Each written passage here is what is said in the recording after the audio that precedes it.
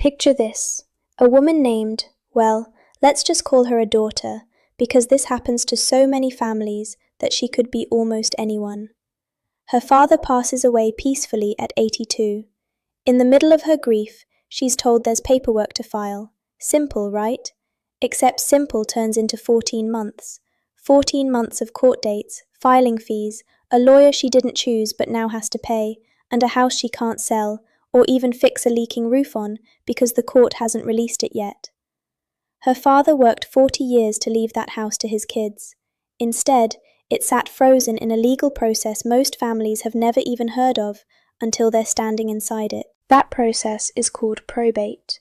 And here's the part that surprises almost everyone. In most cases, it is entirely avoidable, not reducible, not easier to get through, avoidable. There are legal strategies, used every single day by regular families across the United States, that can move your assets to the people you love without a judge, without a courtroom, and often without your family even needing to hire an attorney after you're gone. Today we're going to walk through 5 of those strategies, real, practical, widely used tools that everyday people put in place to keep their families out of probate court entirely. This isn't about being wealthy or having a complicated estate. This is about a house, a car, a savings account, the things most families actually own, and making sure those things pass smoothly, quickly, and privately to the people you've chosen. Before we go further, let's be honest about what this video is and isn't. I'm not an attorney, and nothing here is legal advice for your specific situation. I'm an educator who researches this topic carefully so I can explain it to you in plain English, the way I'd want someone to explain it to my own family. Estate law is different in every state, sometimes in small ways, sometimes in big ones, so the general strategies I describe today may work differently depending on where you live. Think of this video as your starting point, the foundation of knowledge that lets you walk into an attorney's office and ask smart, specific questions instead of walking in blind. Because that conversation with a licensed estate planning attorney in your state, that's still an essential step. What I can do is make sure you understand what you're even asking about. So why does this matter right now, today, whether you're 45 or 85? Because probate isn't just an inconvenience, it's public. Once an estate enters probate, the assets, the debts, and often the family disagreements become part of the public court record. Anyone can look them up. It's also slow, commonly stretching from several months to well over a year, even for modest estates. And it's expensive. Court fees, executor fees, attorney fees, they all come out of the estate before your family sees a dime. For a family already grieving, that combination of public, slow, and expensive can turn a difficult time into an exhausting one. By the end of this video, you're going to understand 5 specific, legal, widely used ways to structure your assets so they can bypass probate court altogether. We'll talk about revocable living trusts, beneficiary designations, transfer on death and payable on death accounts, joint ownership with rights of survivorship, and small estate procedures that many states offer.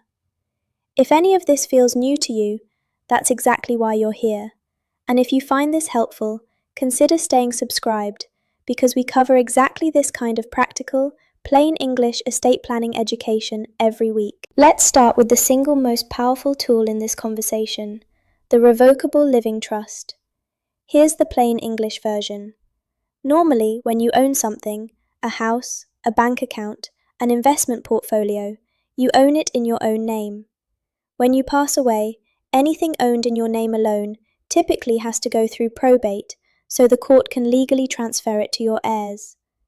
A revocable living trust changes that ownership structure while you're still alive. You create the trust, and then you retitle your assets so the trust technically owns them, not you personally. But, and this is the part people find confusing at first, you still control everything. You're typically the trustee, meaning you manage the assets exactly as you did before. You can buy, sell, spend, and change your mind at any time, which is why it's called revocable. Nothing about your day-to-day life changes. What changes is what happens after you pass away, because the trust, not you personally, legally owns those assets. There's nothing in your individual name that needs to go through probate court.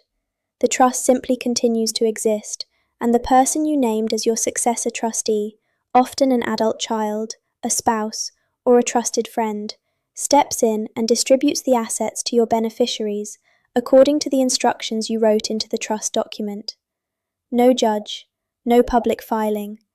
Often, this can happen within weeks rather than months or years. A revocable living trust tends to work best for people who own real estate, especially a home, and for those who want privacy and speed for their family. It does require some upfront legal work to draft properly and to fund, meaning you actually have to go through the process of retitling your accounts and property into the trust's name, which is a step people sometimes forget, and it's one of the most common mistakes we'll talk about later. Let me walk you through a situation to make this real. Imagine a couple, married for 35 years, who own their home outright and have a modest investment account. They'd always assumed that because they had a will, their two adult children would simply inherit everything smoothly when the time came. What they didn't realize is that a will does not avoid probate. A will actually has to go through probate to be legally enforced. So years later, after the second spouse passes away, the children discover the home can't be sold, the investment account can't be touched, and they're now sitting in a probate process that takes over a year, all because everything was still titled in their parents' individual names. Now imagine a different version of that same family, where the couple had worked with an attorney years earlier to set up a revocable living trust and had properly retitled the home and the investment account into that trust. In that version, when the second spouse passes, the successor trustee, say, one of the adult children, simply follows the instructions in the trust document. The home and the account transfer directly to the two children within a matter of weeks. No courtroom, no public filing, no frozen assets. Same family, same assets, completely different experience, simply because of how the ownership was structured while they were alive. Now let's talk about the second strategy, which is often the easiest and cheapest one to put in place: beneficiary designations. Many types of accounts allow you to name a beneficiary directly on the account itself. Retirement accounts like a 401k or an IRA, and life insurance policies are the classic examples. When you name a beneficiary on these accounts, that designation legally overrides whatever your will says. The moment you pass away, the beneficiary simply provides a death certificate and some identification to the financial institution, and the funds are released directly to them. No probate court involved at all. This is one of the most underused tools in estate planning, mainly because people set these accounts up years or decades ago, name a beneficiary once, and then completely forget about it. That becomes a problem when life changes, a divorce, a remarriage, the birth of a grandchild, and the beneficiary designation is never updated. It's worth pulling up every retirement account and insurance policy you own at least once a year, just to confirm the beneficiary is still who you intend it to be. Closely related to beneficiary designations is our third strategy: transfer-on-death and payable-on-death accounts, sometimes shortened to TOD and POD. Many banks and brokerage firms allow you to add a transfer-on-death or payable-on-death designation directly onto a checking account, savings account, or brokerage account, completely separate from any will or trust. It works almost identically to a beneficiary designation on a retirement account. You name a person, and when you pass away, that person walks into the bank with a death certificate and their ID, and the funds are released to them directly. No court, no delay, no probate filing. Many states also offer a similar tool called a transfer-on-death deed for real estate, which lets you name a beneficiary directly on your property deed, so your home passes to them automatically outside of probate, though not every state offers this option, which is exactly the kind of detail a local attorney can confirm for you. Our fourth strategy is joint ownership with rights of survivorship. This is probably the most common probate avoidance strategy in America. Even though most people don't think of it in those terms, It's just how married couples often own their home. When two people own property as joint tenants with rights of survivorship, and one of them passes away, the surviving owner automatically becomes the sole owner of the entire property. It happens by operation of law, immediately, without probate. This is often how spouses own bank accounts and homes together already. It's simple and requires no extra paperwork beyond how the account or deed was originally titled. But it's worth knowing this strategy has real limitations.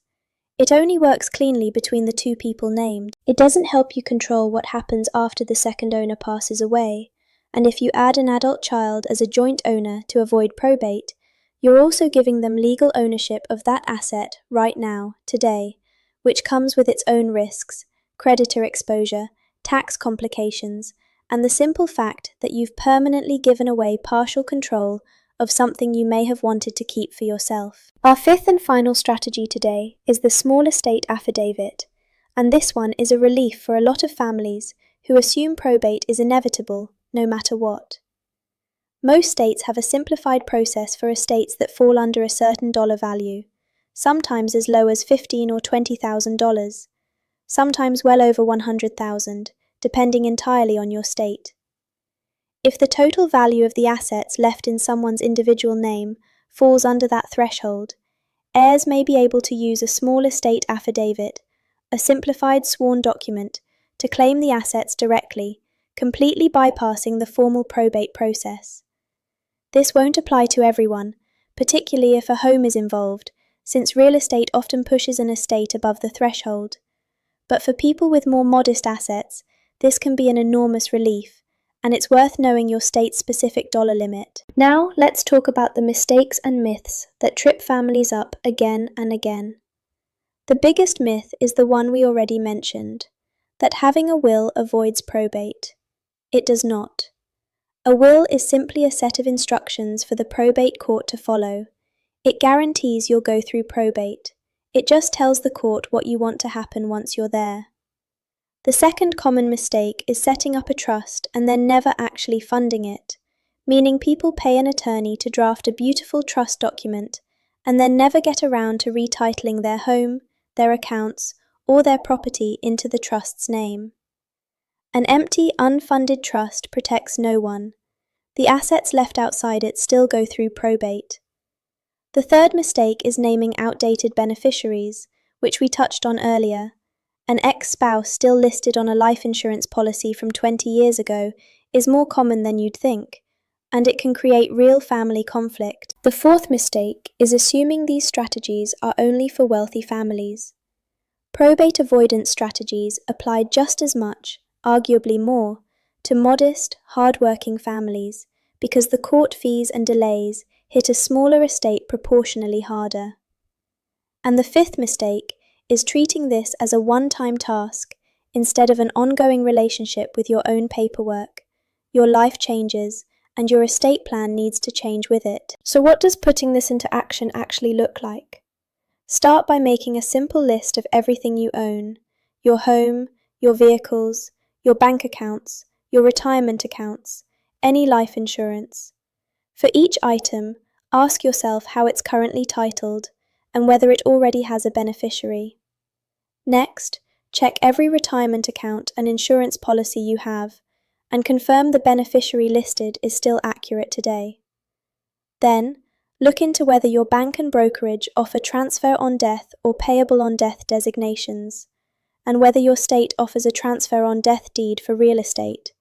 These are often free or very low cost to set up. If you own a home and want privacy and speed for your family, have a serious conversation with a licensed estate planning attorney about whether a revocable living trust makes sense for your situation. And if you do set one up, make funding it, actually retitling your assets, your very next priority, not a someday task. Finally, revisit this entire list once a year, or after any major life event: a marriage, a divorce, a new grandchild, a move to a new state. Estate planning isn't a single afternoon of paperwork. It's a habit of keeping your wishes and your paperwork in sync. At the heart of all of this is something simple. You want to protect the people you love from unnecessary stress during one of the hardest moments of their lives. Probate isn't evil, and sometimes it's simply unavoidable. But for so many families, with a little bit of planning done today, it doesn't have to be their story. The families who avoid probate aren't the luckiest ones. They're the ones who took an afternoon, sometime before it was urgent, to understand their options and put a plan in place. That's a gift you can give the people you love, and it doesn't require wealth or complexity. It just requires starting. If this video helped you understand your options a little more clearly, do me a favor and subscribe, because we publish plain English guides just like this one every single week, covering everything from wills and trusts to Medicaid planning and Social Security. And please share this with a family member who needs to hear it. Sometimes the most loving thing you can do is start the conversation before it's urgent. One last time, because it matters. Everything in this video is general education, not legal advice. Estate laws vary significantly from state to state, and the strategies that make sense for one family may not be right for another. Before you make any decisions about your own estate, please talk to a licensed estate planning attorney in your state, who can look at your full picture and guide you properly. Thank you so much for watching, and I'll see you in the next one.